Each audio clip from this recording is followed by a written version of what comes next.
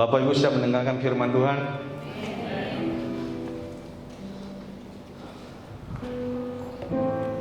Mari kita berdoa. Bapa, kami ucap syukur Tuhan, terima kasih untuk kasih setia Engkau selalu baru di dalam kehidupan kami.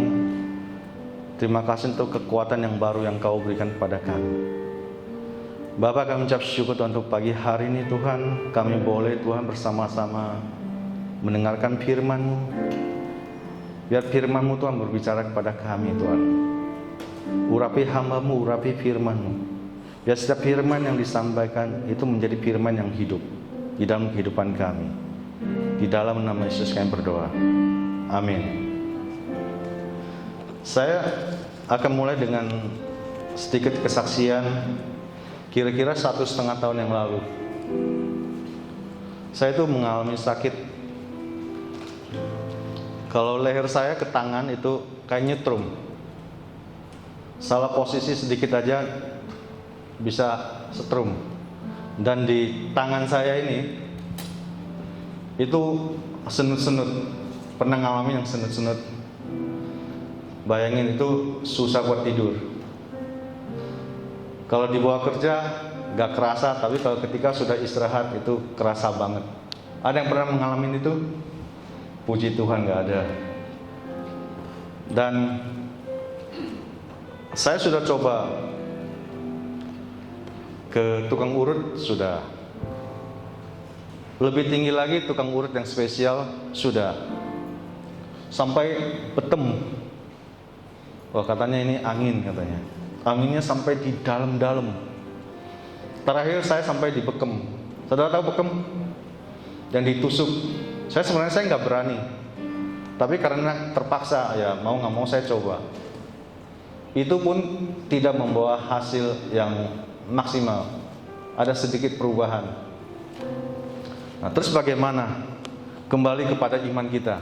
Amin. Segala sesuatu yang kita lakukan, kita usahakan, itu baik. Kita ke dokter, kita berusaha untuk sembuh, betul. Tapi ketika segala hal yang kita lakukan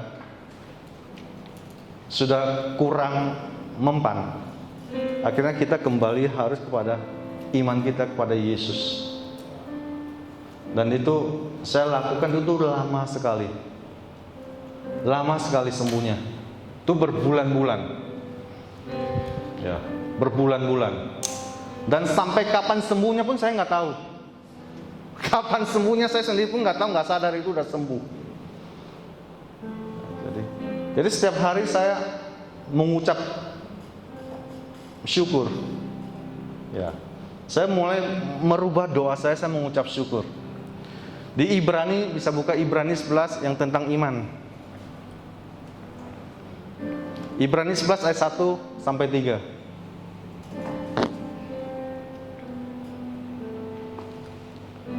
Iman adalah dasar dari segala sesuatu yang kita harapkan dan bukti dari segala sesuatu yang tidak kita lihat. Sebab oleh imanlah telah diberikan kesaksian kepada nenek moyang kita. Ayat 3. Karena iman kita mengerti bahwa alam semesta telah dijadikan oleh firman Allah, sehingga apa yang kita lihat telah terjadi dari apa yang tidak dapat kita lihat. Kita buka di Kejadian 1 ayat 1 sampai 3.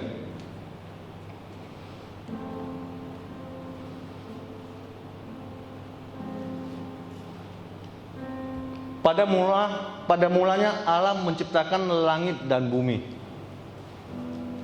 Bumi belum berbentuk dan kosong, gelap gulita menutupi samudera raya. Dan roh Allah melayang-layang di atas permukaan air. Berfirmanlah Allah. Amin. Berfirmanlah Allah. Jadilah terang. Lalu terang itu terjadi. Ada amin. Jadi iman adalah segala sesuatu yang kita enggak lihat, tapi kita percaya. Dan Alkitab katakan, segala sesuatu dijadikan oleh firman. Berfirmanlah Allah. Jadilah terang. Maka terang itu terjadi. Ada amin. Jadi firman itu penting buat kita, Bapak Ibu sekalian.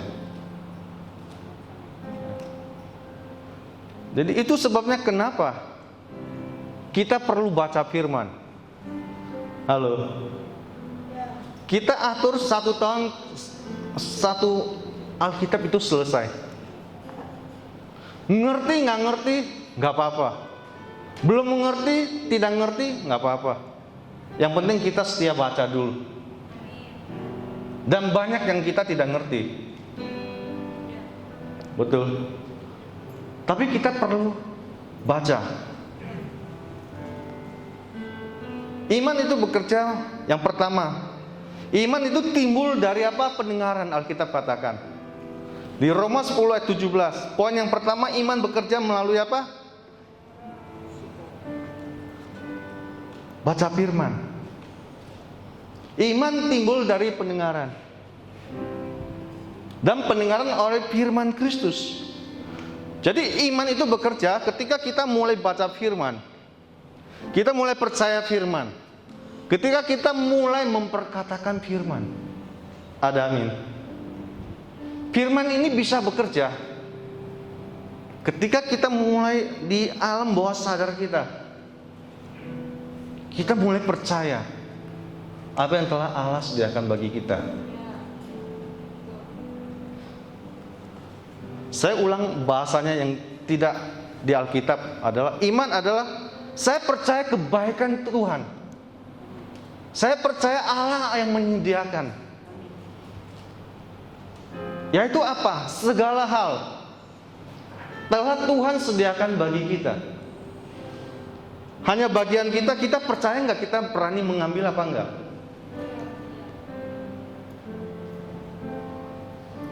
Saya katakan sakit penyakit saya sudah ditanggung oleh Yesus di kayu salib 2000 tahun yang lalu.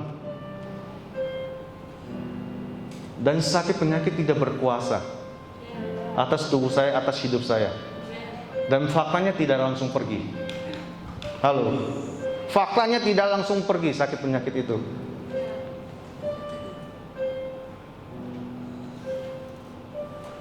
Kadang saya mendoakan orang sekaligus dia langsung sakitnya selesai, sembuh.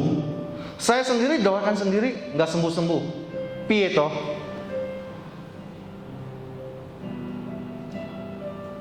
Tetapi saya tetap fokusnya adalah saya percaya apa yang telah Allah sediakan bagiku. Tuhan memberikan kita kesehatan. Tuhan memberikan kita usia panjang.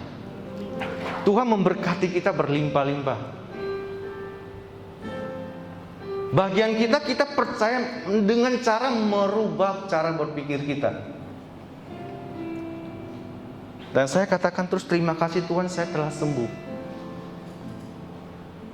Terima kasih saya telah sembuh.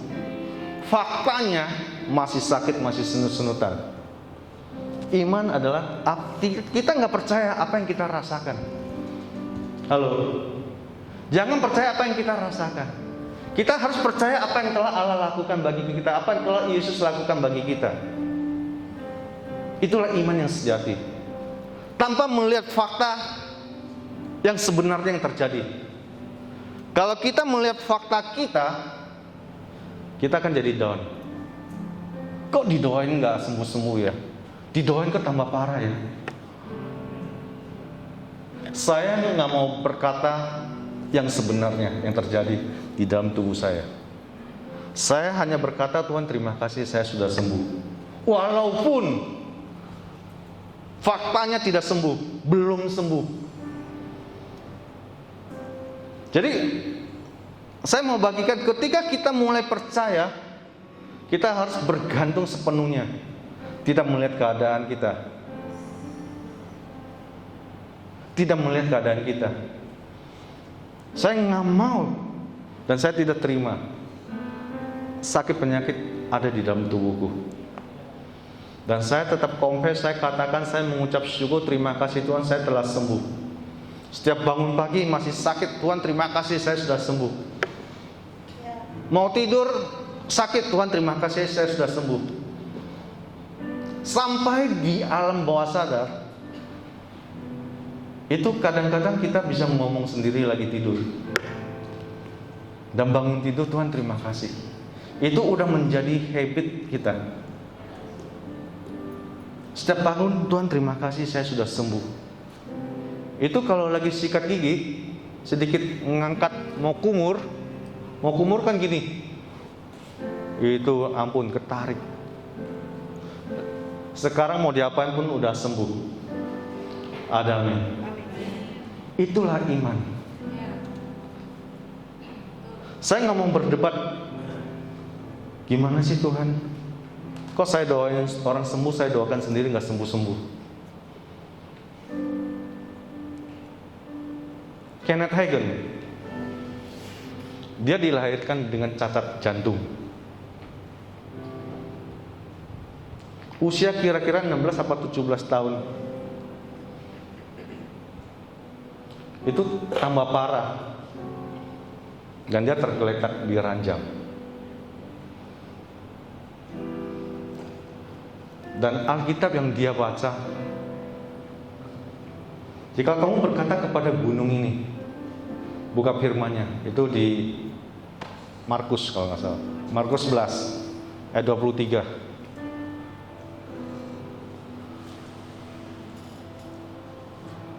Jadi kita belajar dari imannya Kenneth Hagin. Aku berkata kepadamu, sesungguhnya barang siapa berkata kepada gunung ini, beranjaklah dan tercampaklah ke dalam laut, asal tidak bimbang hatinya, tetapi percaya bahwa apa yang dikatakan itu akan terjadi, maka hal itu akan terjadi baginya. Ada amin.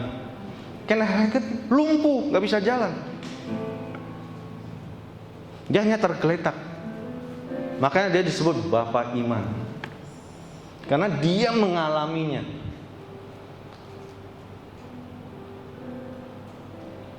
Sampai dia ayat ini dia buka, dia katakan terus sampai suatu bangun pagi dia sudah bisa turun dari ranjang. Dia sendiri pun kaget.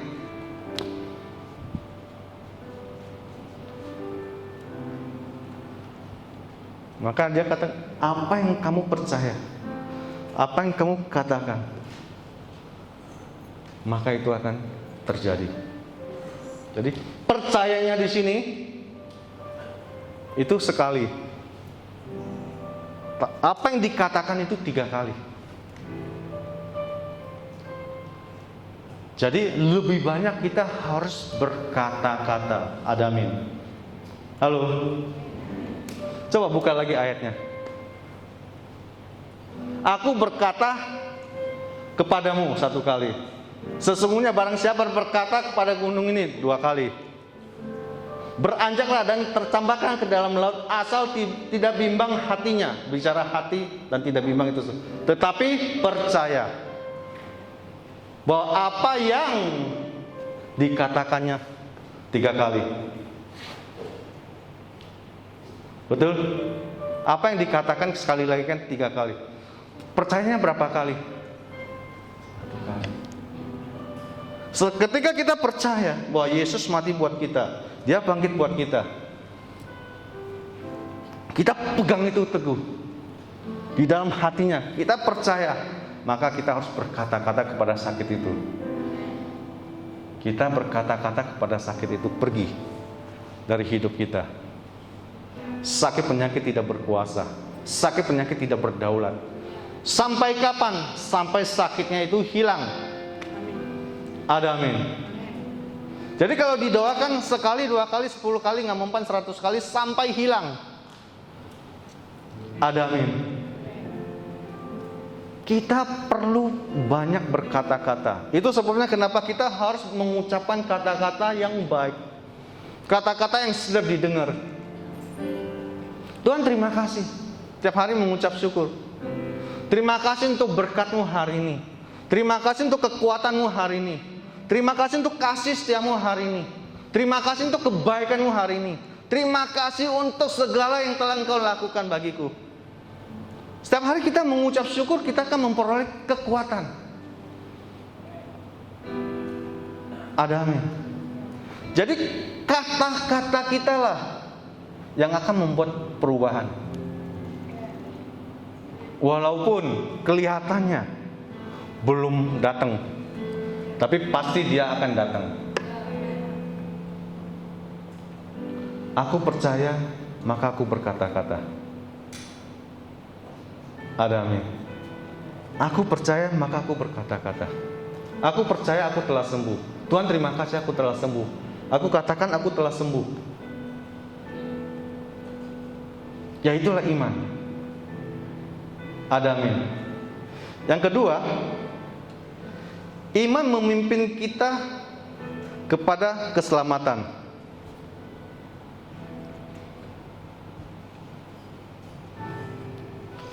Efesus 2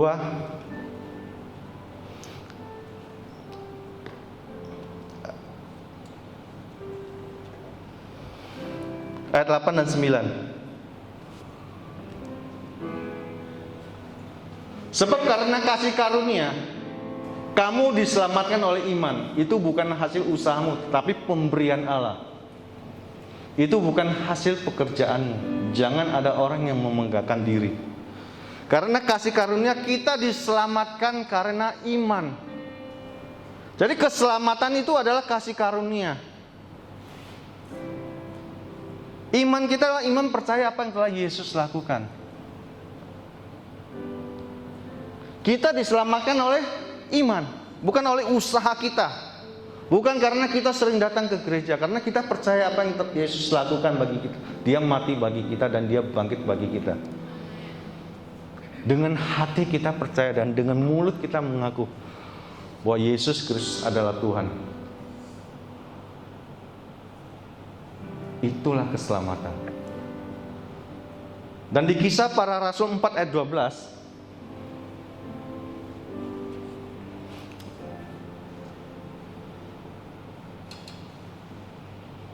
dan keselamatan tidak ada di dalam siapapun, juga selain di dalam Dia. Sebab di bawah kolong langit ini tidak ada nama lain yang diberikan kepada manusia yang olehnya kita dapat diselamatkan. Jadi kita percaya hanya Yesus adalah juru selamat kita. Ada amin. Dan Alkitab dengan jelas mengatakan keselamatan tidak ada di dalam siapapun selain di dalam Yesus. Di bawah kolong langit tidak ada nama lain. Enggak ada yang nama bisa selamatkan kita kecuali Yesus. Ada amin. Dan kita akan lihat bagaimana orang bisa diselamatkan. Di Roma 10 ayat 13 sampai 15.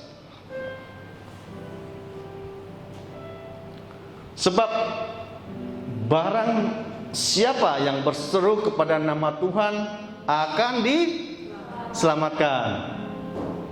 Tetapi bagaimana mereka dapat berseru kepadanya jika mereka tidak percaya kepada Dia? Bagaimana mereka dapat percaya kepada Dia jika mereka tidak mendengar tentang Dia? Bagaimana mereka mendengar tentang Dia jika tidak ada yang memberitakannya? Bagaimana mereka dapat memberitakannya jika mereka tidak diutus? Seperti ada tertulis, betapa indahnya kedatangan mereka yang membawa kabar baik. Ada amin.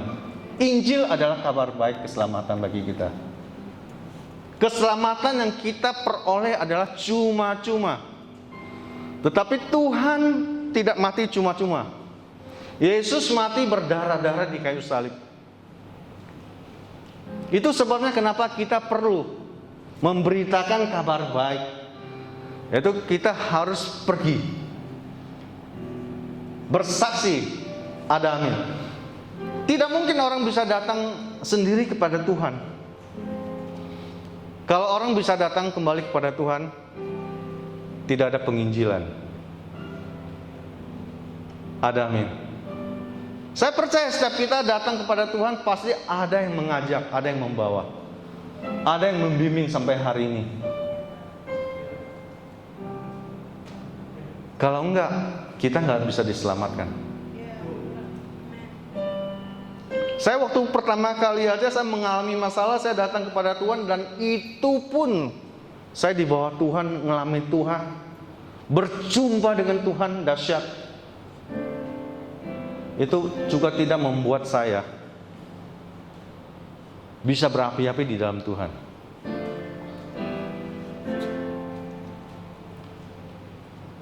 Saya dilayani, saya terima Yesus luar biasa. Saya masih malas ke gereja. Pak Salim tanya saya, "Bos, lu tahu nggak Gading Serpong?" Dulu saya masih tinggal di Tangerang, Regensi Tangerang, di Sangyang, daerah Mau. Tahu bukan nggak tahu, tapi bohongnya tetap. Nah, alami Tuhan kan, disembuhkan, masuk ke neraka sama ke surga. Bohongnya tetap.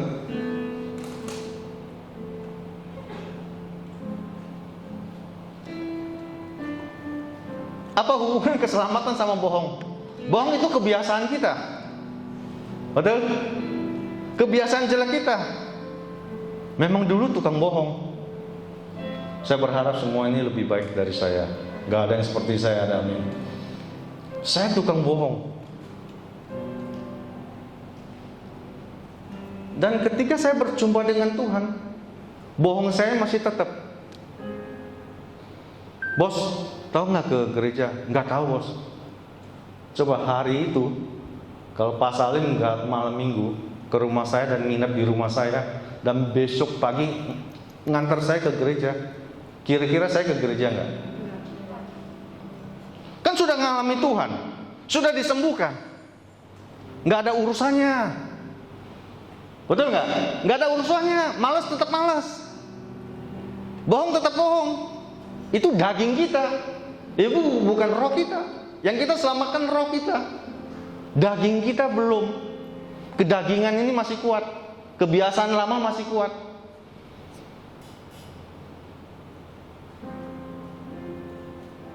Jadi saya berpikir gak bisa keselamatan itu merubah langsung hidup kita. Keselamatan itu merubah roh kita, identitas kita.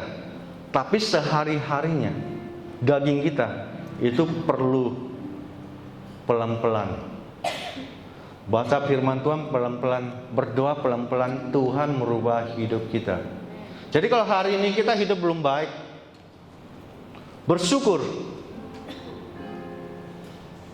Loh Pak, kok bersyukur? Iya bersyukur. Bersyukur kita di dalam Tuhan. Dan kita percaya Tuhan sanggup merubah kita.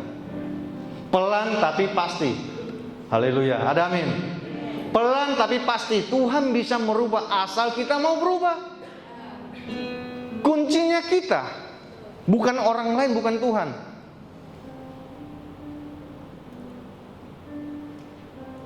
Kuncinya kita mau berubah, dan ada orang yang setia mendampingi kita.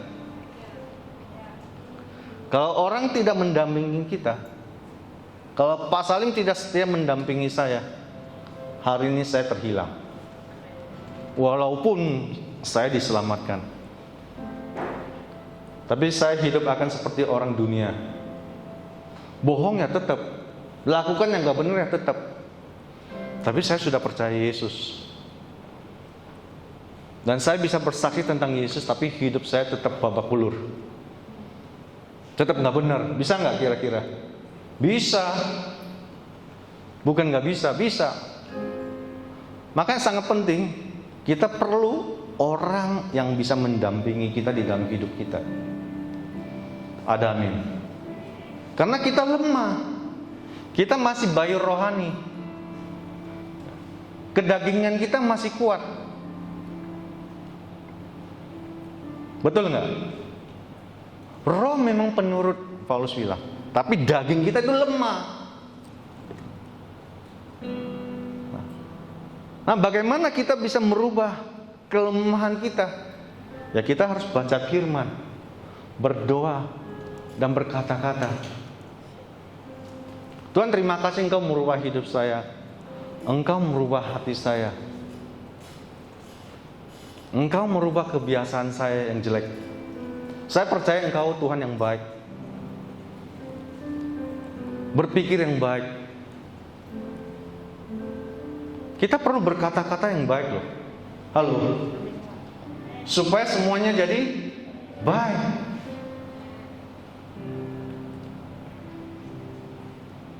Jadi kalau anak kita ada masalah, gimana caranya? Anaknya badung. Bener badung. Nakal. Kata orang Cirebon, angel. Angel itu apa ya? Susah dikasih tahu. Itu fakta. Tetapi bagaimana kita bisa merubah fakta itu? Kita harus katakan yang baik. Kamu luar biasa. Kamu anak yang baik. Itu harus kita katakan terus. Saya pernah sekali ada satu sister di jemaat ini. Saya katakan sama dia, kamu sebenarnya kamu itu lembut, kamu baik, walaupun orang suka bilang kamu kasar. Tapi di dalam hati kamu tuh lembut. Dan ketika saya mulai mengatakan itu, Tuhan menjamah hidup dia. Dan terjadi terobosan. Kayak tembok yang dirubuhkan gitu. Dia mulai bersaksi, Om, terima kasih. Om memperkuat identitas saya. Ya, kamu harus tahu siapa kamu di dalam Kristus. Apa orang lain katakan itu gak penting. Tapi engkau harus tahu apa yang Tuhan katakan siapa engkau. Itu yang paling penting. Dan itu merubah hidupnya. Saya orangnya tuh emosian, Om. Tapi saya mulai berubah. Haleluya. Ada amin. Saya mulai berubah. Saya mendengar itu, saya katakan, inilah kebenaran. Ada amin. Kebenaran adalah kita harus kompes identitas kita, siapa kita di dalam Kristus. Dan kita mempertegaskan orangnya. Dan Tuhan menjamah. Hidupnya terjadi terobosan. Ada amin. Itu luar biasa kesaksiannya. Ada lagi seorang ibu minta konseling, gak apa-apa.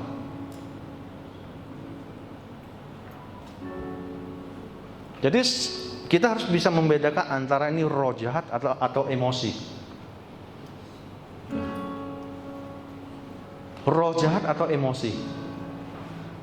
Roh jahat bisa diusir, emosi gak bisa diusir dalam nama Yesus. Emosi harus dikasih identitas, dikasih tahu siapa kamu. Harus dikasih tahu kamu tuh nggak begitu. Nyanyian tadi enak sekali, masa laluku telah berlalu. Ada amin. Jadi jangan kita hidup di dalam kehidupan yang baru masih berpikir yang lama, masih percaya yang lama, masih hidup di kehidupan yang lalu. Kita udah diciptakan baru. Ada amin. Kita diciptakan baru. Jangan berpikir ke belakang. Kamu tuh begini begitu. Ya itu kemarin dulu. Sekarang mau udah enggak. Nah kamu kan masih begini. Itu dulu. Makanya kita jangan menghakimi. Dia masih begini, dia masih begitu. Kita jadi hakimnya. Ada amin. Saya belajar berkata-kata. Saya ngeri kadang-kadang karena saya tahu setiap perkataan saya ada kuasanya. Jadi saya harus katakan walaupun jelek. Halo. Walaupun buruk, kita harus berkata-kata yang baik. Ada amin. Coba kalau orangnya sudah jelek, mana saya? Andre. Ini ganteng, si ganteng sini. Si ganteng. Tapi saya anggap dia jelek karakternya. Boleh nggak? Boleh. Karena kan saya berpikir tentang dia. Dia mau baik di dalam hati saya, dia tetap jelek kok, nggak ada baiknya. Walaupun ganteng, percuma. Halo, kegantengan dia tidak bisa memenangkan cara berpikir saya. Kalau saya pikir tentang dia negatif, wah gayanya doang dia. Wah dia mah ngomongnya doang, penampilannya doang.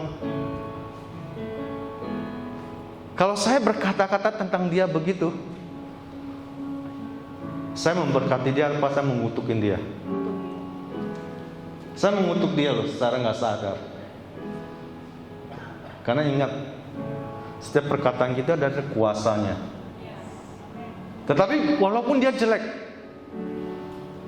kebalik ya, walaupun dia jelek, tadi kan dia baik, tapi di mata saya dia jelek.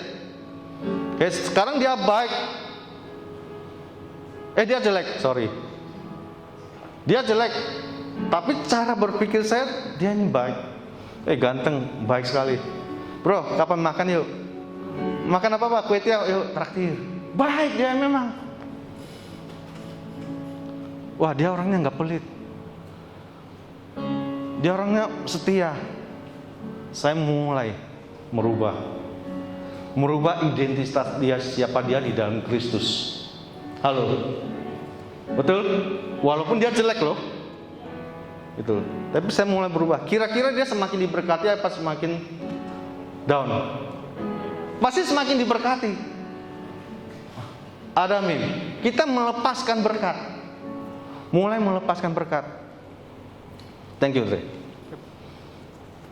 Ada amin. Jadi mulai berkata-kata. Mulai berkata-kata. Jadi mulai pergi. Yang belum diselamatkan, ajak dia. Beritakan firman sama dia. Beritakan firman itu sederhana. Jangan ngomong ayat firman Tuhan, dia nggak ngerti.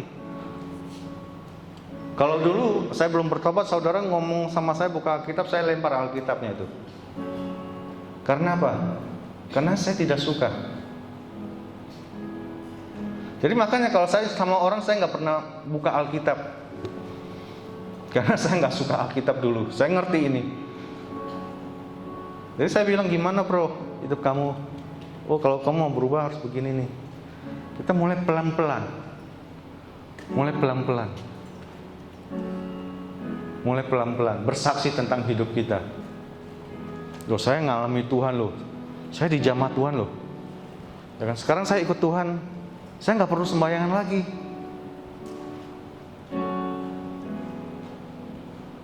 Pelan-pelan, pelan-pelan, bertahap. Jangan pertama ngomongin berhalanya. Amin. Ngomongin pelan-pelan dulu. Kalau dia sudah mulai terbuka, baru kita pelan-pelan masuk lebih dalam. Beritakan Injil. Supaya apa? Supaya orang dapat diselamatkan. Saya sendiri, saya nggak bisa ngomong sama keluarga saya tentang yang satu ini. Saya butuh orang lain. Karena kalau saya ngomong yang satu ini bisa perang dunia ketiga, keempat dan seterusnya. Mau ngomong apa aja nggak apa-apa, kalau ngomong satu ini udah stop, langsung nggak usah ngomong lagi. Tetapi saya tetap berdoa. Ada amin. Saya tetap berdoa. Walaupun mereka nggak bisa dengar dari saya, Tuhan bisa bukakan pintu yang lain. Ada amin. Tidak ada mustahil bagi kita yang percaya. Jangan putus asa. Ada amin. Yang ketiga, iman memimpin kita kepada keselamatan, kepada kesembuhan. Iman memimpin kita kepada kesembuhan. Iman timbul dari pendengaran, dan pendengaran oleh firman Kristus. Setiap kalau saudara mau percaya, saudara mau selamat, itu saudara harus dengar dulu. Oh, Yesus itu juru selamat ya. Saya dulu aja sering dengar Yesus juru selamat, saya nggak percaya. Saya sekolah di Kristen, teman-temannya orang Kristen, tapi tidak bisa membuat saya menjadi orang Kristen, karena saya nggak percaya. Nah, kembali lagi, iman memimpin kita kepada kesembuhan. Saudara ingat wanita pendarahan? Betul.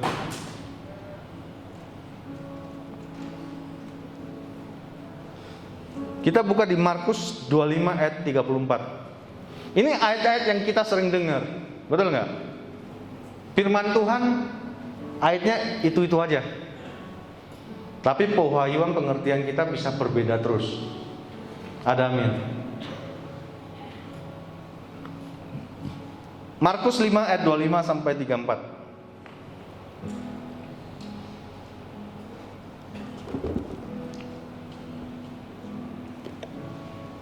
Demikian firman Tuhan.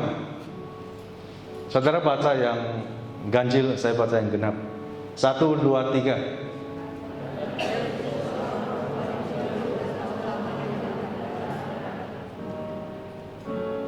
Ia telah berulang-ulang diobati oleh berbagai tabib, sehingga telah dihabiskannya semua yang ada padanya. Namun sama sekali tidak ada faedahnya, malah sebaliknya, keadaan makin memburuk.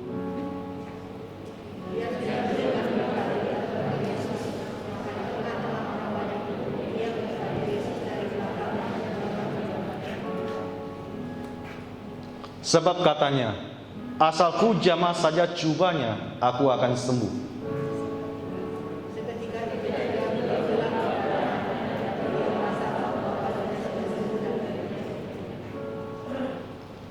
Pada ketika itu juga, Yesus mengetahui bahwa ada tenaga yang keluar dari dirinya.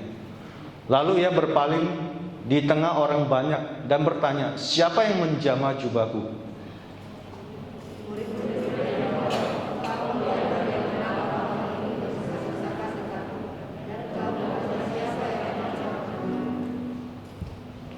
Lalu ia memandang sekelilingnya untuk melihat siapa yang telah melakukan hal itu.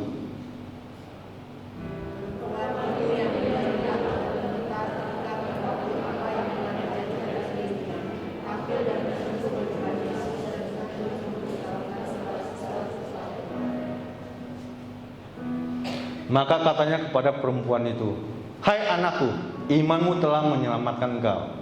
Pergilah dengan selamat dan sembuhlah dari penyakitmu. Amin. Kuncinya adalah di ayat berapa tadi? Ayat yang ketiga dari yang pertama itu. 25, 26,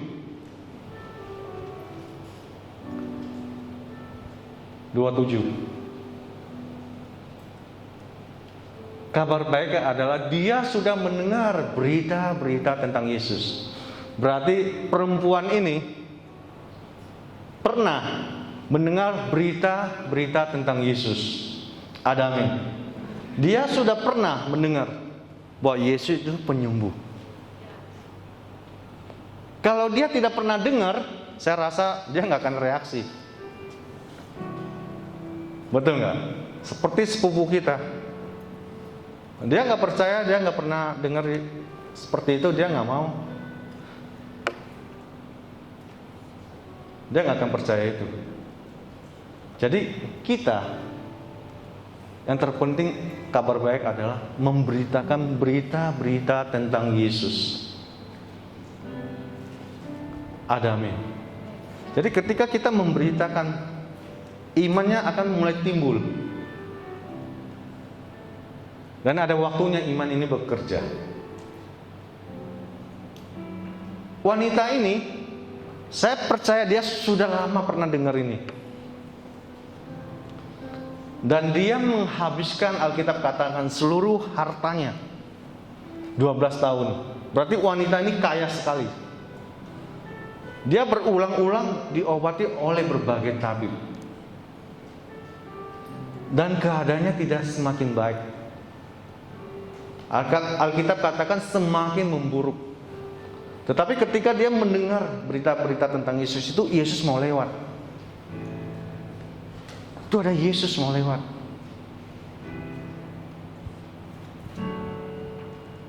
Saya kadang-kadang melihat istri saya kalau lagi datang, sakitnya. Bisa bayangin nggak wanita ini 12 tahun menderita pendarahan? Fisiknya seperti apa? Saudara bisa bayangkan nggak? Dia nggak mungkin segagah kita bisa duduk.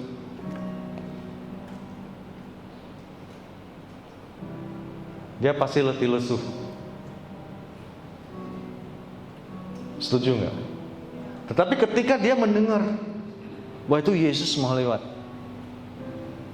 imannya mulai bangkit. Sudah tidak ada pengharapan lagi. Hartanya sudah tidak ada lagi. Salah satunya adalah Yesus. Mau nggak mau,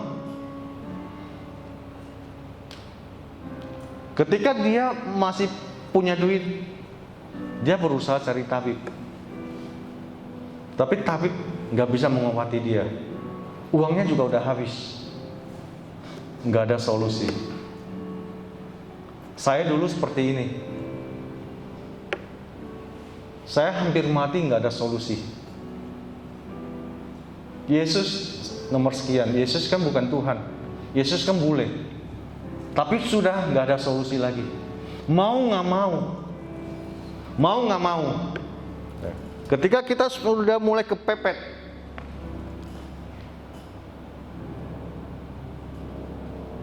udah nggak ada jalan lain. Terpaksa sekalipun Tuhan tolong. Halo. Terpaksa sekalipun Tuhan tetap menolong kita. Ada amin. Wanita ini menghabiskan seluruh hartanya. Tetapi sudah habis. Udah nggak bisa cari tabib lagi. Ada baiknya kadang-kadang kita mentok. Halo. Setuju nggak? Ada baiknya kadang kita mentok. Tapi jangan sampai tunggu mentok. Amin. Jangan sampai tunggu mentok. Imannya mulai bangkit. Dia hanya berkata dalam hatinya, asal saja ku jamah jubahnya, aku akan sembuh. Dan bayangin, bagaimana dia terobos, bisa dekat kepada Yesus. Itu nggak gampang loh. Iman itulah memberikan dia kekuatan mulai bisa bangkit, mulai bisa berjalan menerobos. Walaupun faktanya belum sembuh. Halo. Tapi wanita ini pasti bangkit berjalan, menerobos. Banyak orang mengelilingi Yesus. Alkitab katakan gimana dia bisa masuk ke dalam. Halo. Pernah bayangin gak? Itu perlu satu terobosan loh. Perlu iman yang besar. Ketika dia mulai tahu bahwa itu Yesus, dia mulai bangkit dan berjalan. Dan menghampiri dan menjamah jubahnya. Dan Alkitab berkata, seketika itu juga ia sembuh. Halo. Jadi walaupun dia begitu parah, tetapi kalau imannya mulai bekerja, makanya mujizat itu terjadi. Nggak usah tahu seberapa parahnya sakitnya. Seberapa besar kita percaya kepada dia. Ketika dia mulai mendengar Yesus, ketika kita mulai memberitakan firman, iman mulai dilepaskan. Ada amin.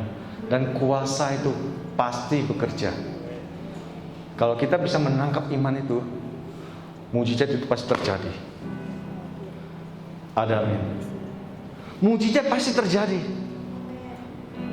Kalau tidak terjadi berarti dia lewat aja. Dan wanita ini menangkap itu. Dia mulai mendekati dan menjamah jubahnya. Iman memberikan kita kekuatan untuk melakukan hal-hal yang besar.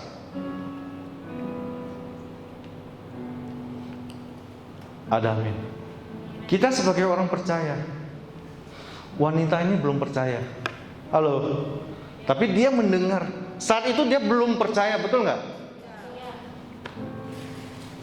Bagaimana dengan kita? Lebih dahsyat lagi dong harusnya. Ada amin. Roh Kudus yang tinggal di dalam diri kita. Iman kita harusnya berfokus kepada apa yang telah Yesus lakukan.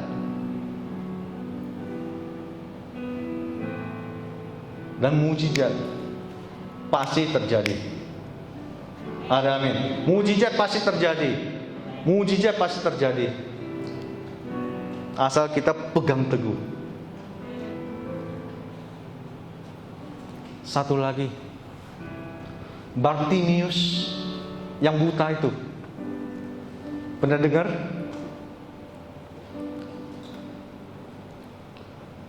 Itu ada di Markus 10 ayat 46 sampai 52.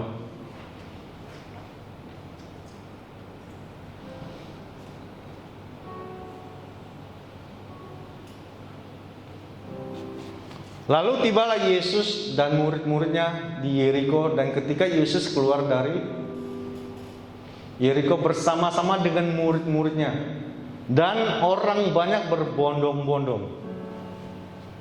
Ada seorang pengemis yang buta bernama Bartimius, anak Timius, duduk di pinggir jalan. Ketika didengarnya bahwa itu adalah Yesus orang Nazaret, mulailah ia berseru, "Yesus, anak Daud, kasihanilah aku." Banyak orang menegurnya supaya ia diam. Namun semakin keras ia berseru, "Anak Daud, kasihanilah aku." Lalu Yesus berhenti dan berkata, "Panggillah dia." Mereka memanggil orang buta itu dan berkata kepadanya, "Kuatkan hatimu, berdirilah, ia memanggil engkau." Lalu ia menanggalkan jubahnya. Ia segera berdiri dan pergi mendapatkan Yesus. Tanya Yesus kepadanya, "Apa yang kau kehendaki supaya aku perbuat bagimu?" Jawab orang buta itu, "Rabuni, supaya aku dapat melihat." Lalu kata Yesus kepadanya, "Pergilah, imanmu telah menyelamatkan engkau." Pada saat itu juga melihatlah ia. Lalu ia mengikuti Yesus dalam perjalanannya. Ada amin. Dia berseru. Ketika kita mulai berseru, Tuhan akan menjawab. Ada amin. Alkitab mengajarkan kita caranya berseru. Berseru yaitu kita berkata-kata mengucapkan. Berserunya jangan di pinggir jalan, jangan di tengah jalan. Jangan di depan pasangan kita yang belum bertobat. Berseru diam-diam saja di kamar mandi. Gak ada orang yang dengar. "Tuhan, terima kasih. Saya sudah sembuh. Terima kasih saya diberkati. Walaupun lagi bokeh. Tuhan, terima kasih untuk kesehatan, untuk kekuatan." Mengucap syukur, berseru terus. Katakan sampai itu terjadi. Sekarang kalau Yesus bertanya, "Apa yang kau kehendaki supaya aku perbuat bagimu?" Kalau Tuhan ada di sini, Dia bertanya kepada setiap kita, "Apa yang kau kehendaki supaya aku perbuat bagimu?" Halo. Itu artinya saudara butuh apa?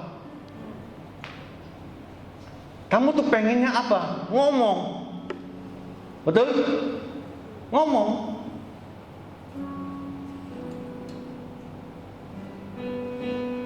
Ada amin. Ngomong sama Tuhan. "Tuhan, terima kasih. Aku telah sembuh. Terima kasih aku diberkati. Tuhan, terima kasih." Ucapin terus terima kasih. Sampai kapan? Sampai kita merasa kita menang. Sampai mujizat itu terjadi.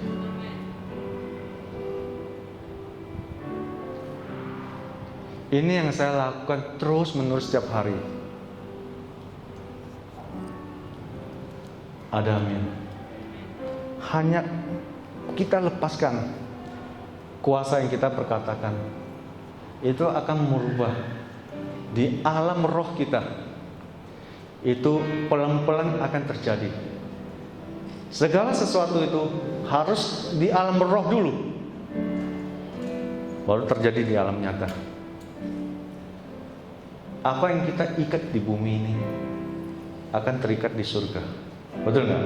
Apa yang kita lepaskan di bumi ini, surga bekerja berdasarkan apa yang kita perkatakan. Itulah iman. Seberapa kita beriman, seberapa kita percaya, itulah yang akan kita peroleh. Halo, ada amin. Jadi saya percaya kasih karunia itu menyelamatkan kita. Betul? Kasih karunia itu membenarkan kita. Kasih karunia itu melayakkan kita. Tapi iman kita lah yang membuat kita bisa mengambil segala berkat yang Tuhan sediakan bagi kita. Ada amin. Apa yang saudara butuh, ambil. Saudara butuh kesembuhan, ambil. Saudara butuh keuangan, ambil. Saudara butuh hikmat, minta hikmat sama Tuhan. Amsal katakan, hikmat ada di mana-mana. Di tepi jalan, betul nggak? Hikmat itu ada di mana-mana. Hikmat itu kita peroleh ketika kita membangun hubungan dengan Tuhan. Itulah kekuatan kita. Jadi iman timbul apa? Dari pendengaran. Pendengaran akan firman Tuhan. Itu sebabnya katakan firman. Ada amin. Katakan firman. Banyak firman Tuhan, apa yang saudara butuhkan itu semua tersedia.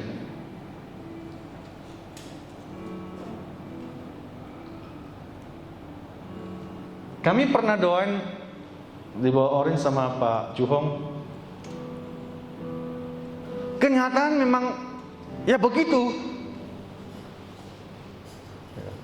Tapi dengan iman kita terus berdoa. Kita nggak mau lihat kenyataan. Ada amin. Kita nggak mau kenyataan. Kita mau berdoa terus, dilatih terus, dilatih terus. Perlu ke dokter. Tapi kita katakan terus. Karena iman kita percaya sakit penyakit bukan dari Tuhan. Kita nggak mau terima itu, kita tolak dalam nama Yesus. Ada amin. Puji Tuhan, tadi saya tanya ibu sudah mulai membaik. Amin. Ya mungkin terapi ke dokter nggak apa-apa, tapi tetap kita perkatakan. Kita mengambil kembali. Pencuri datang untuk mencuri, membunuh dan membinasakan. Itulah pencuri, itulah iblis. Tapi Yesus datang supaya saudara dan saya mempunyai kehidupan, dan kehidupan yang penuh dengan kelimpahan. Jadi kita harus ambil balik. Dengan apa? Dengan perkatakan firman Tuhan, bukan ngomong kosong. Dengan perkatakan firman Tuhan. Maka kita akan melihat hidup kita semakin lebih baik. Tubuh kita semakin lebih baik.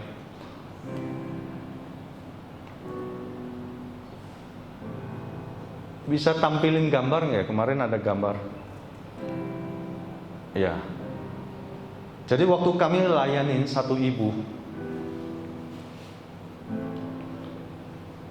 sambil jalan ya, Gracia.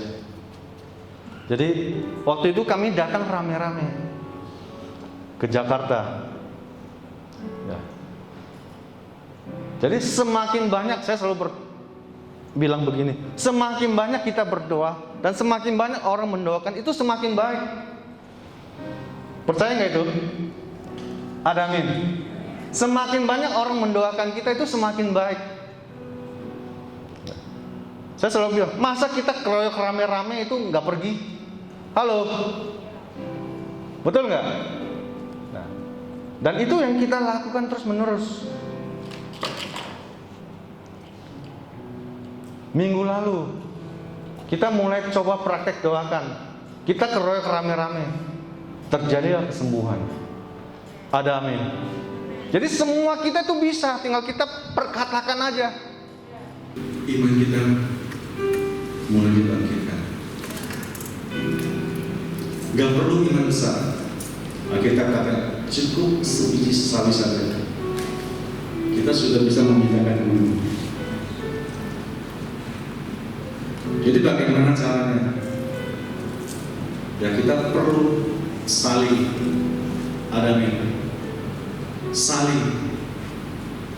mendoakan. Kita bilang kalau kamu saling mendoakan supaya kamu sembuh. Kuncinya adalah kalau kita ingin sembuh, kita harus hidup bebas dari tekanan, bebas dari kekecewaan alami. Itu kuncinya. Hidup bahagia. Setiap kita di dalam Kristus, kita telah dimerdekakan. Yang lama, yang jelek, yang lalu sudah tidak ada.